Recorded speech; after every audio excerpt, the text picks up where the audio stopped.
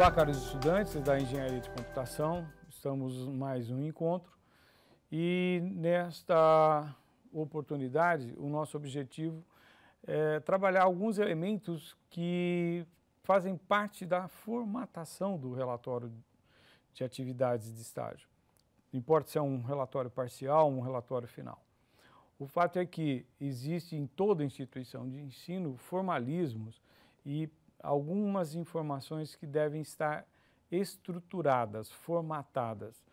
O relatório de atividade de estágio, em termos de formatação, ele não se equipara a uma monografia de um trabalho de conclusão de curso, por exemplo, a uma tese ou dissertação.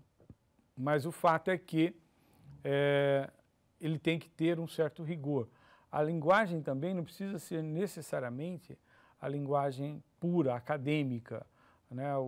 Como se fosse um relatório de pesquisa.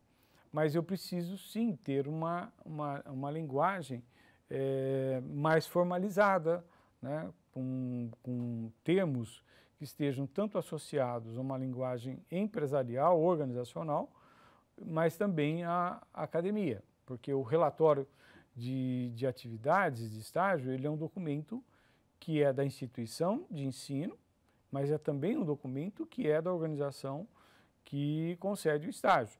E é o seu documento, porque se você precisar comprovar que você possui competências, tá? Que você possui competências que você desenvolveu ao longo de um estágio, existem pelo menos 3 formas de você ter registrado essa competência. A primeira é obter uma declaração da instituição concedente do estágio que você realmente exerceu aquelas atividades. Mas ela não é obrigada a te conceder esse documento. Ela o faria se você teve um bom relacionamento e ela entenda que ela não se expõe, que ela não, digamos assim, não divulga fatos que ela não deseja divulgar. Porque na lógica organizacional, relatórios quando divulgam especificidades, particularidades, ela pode se restringir e até, digamos, proibir que isso seja divulgado. Portanto, qualquer divulgação do aspecto interno da organização, é bom conversar antes de divulgar. Tá? A outra é a instituição de ensino e perpassa pelo mesmo problema. Se ela desejar divulgar, ela pode, se ela não desejar, não. E quando envolve informações de terceiros, no caso, a organização concedente, ela tem que ter um certo rigor, tem que se conversar antes se pode ou não pode divulgar. E a terceira dimensão é você realmente utilizar-se do relatório como um dossiê, como uma forma de demonstrar a competência que você desenvolveu em determinada área, em determinado conhecimento. Mas isso são informações suas em relação ao seu aprendizado. Agora, se o seu aprendizado precisa divulgar informações da empresa concedente, voltamos à regra que já comentamos. Toda e qualquer informação de uma organização tem que ser conversado antes, se você pode ou não dar publicidade ou dar divulgação dessa informação. Tá? Agora, você ter um relatório de atividade de estágio em que você aprendeu a fazer tal coisa e não envolver informações diretas, objetivas da organização, isso não é um impedimento, né? Não é um fato que, digamos, é proibido, mas sempre é bom quando citar empresas que seja conversado o que vai ser informado, ok? Então vamos ver os detalhes aí que nós temos para respeitar algumas regras de formatação. Então, o nosso ciclo aqui, né, estamos na fase final, como já comentamos no nosso encontro anterior, e essa formatação não é para um relatório parcial ou para um relatório final, um relatório. Essas questões aqui nós já comentamos no encontro anterior, mas toda essa simplicidade do quadro, que nós, simplicidade no sentido de não dificultar o registro da informação, tem que ser traduzido por quadros no relatório ou alguma outra forma textual que você fica livre em aproveitar o conteúdo do que foi planejado com aquilo que foi executado. Então, o plano original, as anotações reais geraram, né, aquilo que nós denominamos como o conteúdo final do estágio, né, sendo formalizado num quadro. Então, na forma de quadro ou em outra forma, você pode levar para o seu relatório final as informações que você registrar aqui de conteúdo. Então, a parte de conteúdo vai sim fazer parte do seu relatório. Tem que fazer, inclusive. Muito bem, a formatação propriamente dita. O que mais se encontra em todas as instituições de ensino superior? Existem alguns detalhes de formatação recomendada, né? Cada instituição de ensino tem particularidades quanto a esse primeiro bloco aqui. Anexar documento solicitado pela instituição de ensino superior, considerando ser um relatório parcial ou relatório final. Por que eu grafei desta forma? Quando é um relatório parcial, ela pode exigir poucos documentos ou menos documentos. Quando é um relatório final, ela pode buscar outro detalhamento. Então, não existe uma regra única e obrigatória. Cada instituição de ensino pode listar a parte de documentação com situações mínimas ou mais detalhadas. Minimamente, comprovação de presença. A comprovação de presença, sim, se vocês forem lá no regulamento, diz que deve existir um registro de frequência, de permanência no estágio. Por quê? Porque, pessoal, é como uma disciplina. Você vai para a organização fazer atividade prática, mas você tem avaliação se você foi aprovado ou não no estágio. E um dos elementos é que, para ser aprovado no estágio, você tem que ir ao local do estágio e tem que haver um registro de, no mínimo, de horas que você especificou para fazer o estágio. Então, normalmente, todas instituições de ensino exigem a comprovação de frequência, de alguma forma, de algum critério, e que tem, inclusive, de ser chancelado pelo responsável da organização. Então, talvez no relatório parcial não, mas no relatório final, com certeza, se exige essa situação. Avaliação do supervisor orientador da concedente. Então, alguém que te acompanhou com o seu plano de atividade de estágio precisa atestar que você realmente frequentou, que você realmente, digamos assim, desempenhou.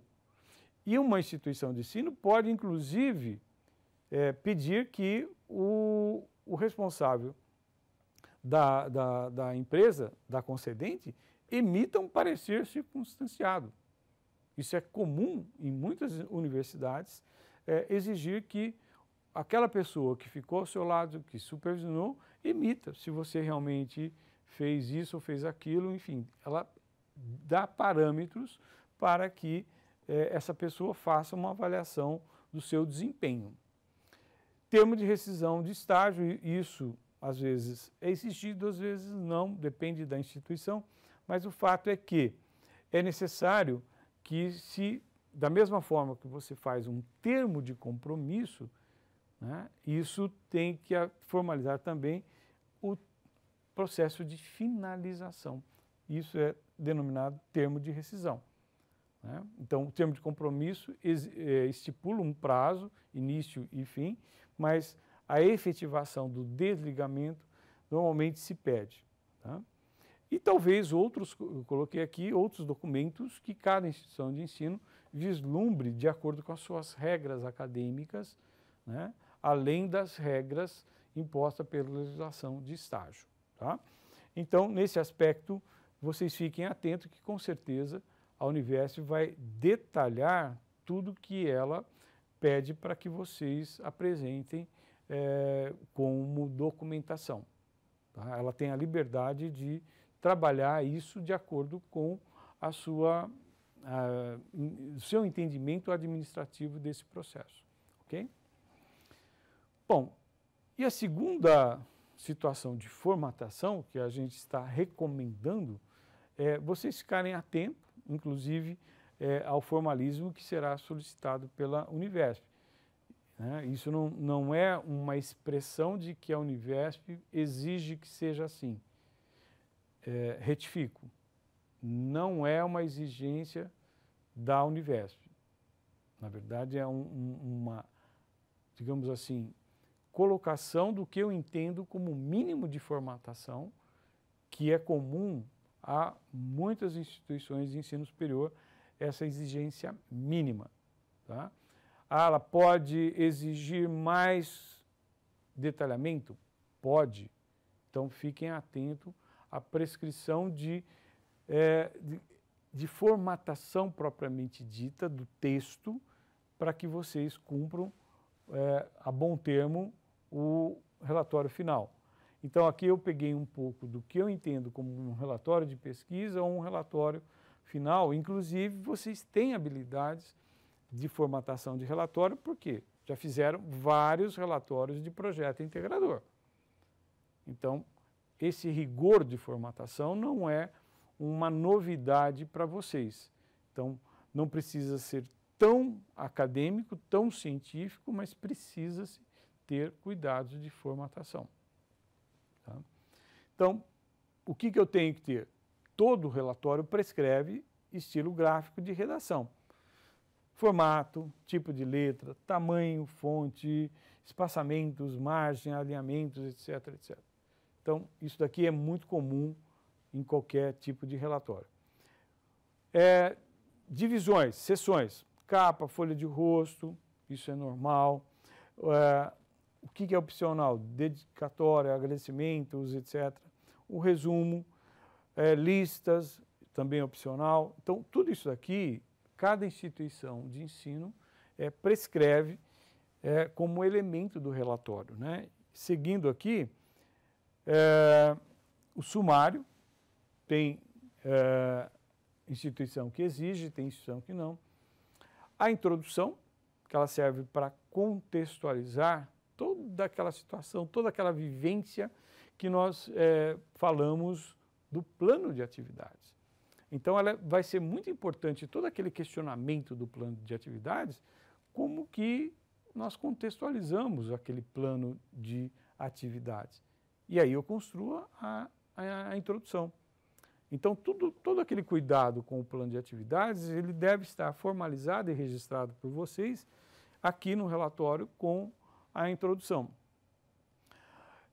Normalmente se coloca no relatório final, principalmente, os dados da organização concedente, para que a gente informe a um leitor, que a gente não sabe quem vai ter acesso, características dessa organização concedente. Então, quando eu vou registrar informação que não me pertence, mas é uma informação que eu observei de um terceiro, a organização concedente, de bom, digamos assim, relacionamento, que eu devo mostrar e pedir permissão se aquelas informações que eu estou caracterizando a organização concedente, ela permite que assim eu faça. Eu tomaria sempre o cuidado de que informação dessa organização concedente seja validada, seja autorizada pela organização. Tá? Para que, inclusive, ela possa dizer, não, desta forma você não me apresenta. Você está usando uma linguagem e informações que eu não concordo. Então eu posso fazer e como eu devo fazer? Então, por isso que eu digo, o melhor é conversar. E começar conversando com o seu supervisor, o seu orientador da organização. E aí sim você pode listar as atividades envolvidas usando ou não o quadro. Qual quadro? Aquele que nós projetamos em ocasiões anteriores e aqui nesse encontro já dissemos que aquela sequência de quadros pode ser utilizada sim. Vai depender se você pode formatar com quadros. Bom, aí, apresentado a organização, detalhado naquilo que eu posso detalhar as atividades desenvolvidas, a gente vai para a conclusão. E aqui seria muito interessante se você concluísse com as suas oportunidades de aprendizagem. Aquilo que, digamos, fez sentido, que foi muito bom para a sua formação como engenheiro, e também discutir com a organização concedente se os resultados alcançados com a sua participação nessa organização foram bons para elas e aquilo que você pode registrar como uma situação de, digamos assim, o que eu planejei de atividades, nós obtivemos bons resultados, pode até ter tido uma situação de ter se superado os resultados pretendidos. Então, essa parte que envolve o seu aprendizado, isso você vai ter mais liberdade, se você não precisar utilizar informações da organização concedente. Mas você também pode relatar resultados da organização. E aí você vai ter que pedir autorização para ela para que isso seja possível ser colocado no seu relatório. E por último, você tem as situações formais de referências. Então, lá naquele quadro a gente colocou atividade, conteúdo e fontes de informação. Então, as referências você já tem. E às vezes você vai precisar anexar, ou como um anexo ou como um apêndice, de acordo com a legislação, as normas, né, acadêmicas, o que é anexo e o que é apêndice. Isso se for o caso. Não quer dizer que tem que ter anexo e tem que ter apêndices. E por último, os documentos. Quais documentos? Aqueles que nós já listamos anteriormente. Então, cada instituição de ensino prescreve como anexar os documentos ou de forma integrada ao relatório ou de entregar de forma separada, ok? Bom, com isso, pessoal, a gente deixou aqui alguns elementos de formatação de um relatório de estágio. Eu tenho certeza que com essas orientações a gente cumpre a maior parte das regras de uma instituição de ensino superior. Mais uma vez, reforço, essas regras não são oficiais para a Univesp, mas elas podem ser muito semelhantes às regras oficiais da Univesp, que vão ser detalhadas com certeza nos próximos dias. Então, fiquem atentos, mas se já estiverem numa fase de redação de um relatório, com certeza vocês podem usar essa estrutura de formatação, que vocês não vão, digamos, ficar muito distante daquilo que oficialmente vai ser solicitado para vocês, ok? Muito obrigado e que vocês tenham uma boa finalização de estágio supervisionado.